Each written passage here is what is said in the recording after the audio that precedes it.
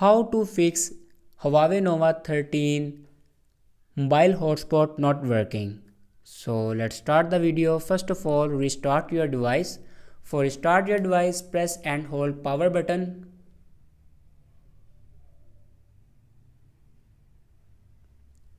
And then click on restart. After restart your device, then open settings.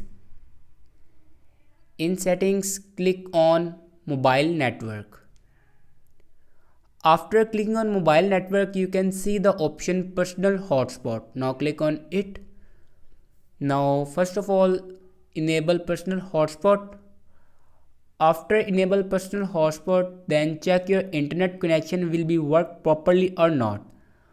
After checking your internet connection, then open the main page of your settings and then scroll down and click on system and updates, and then click on reset and click on reset all settings, and then again click on reset all settings.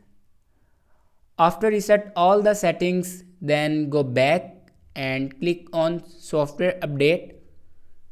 Now here you can check your latest version will be updated or not. If it doesn't update to latest version, then update it to latest version.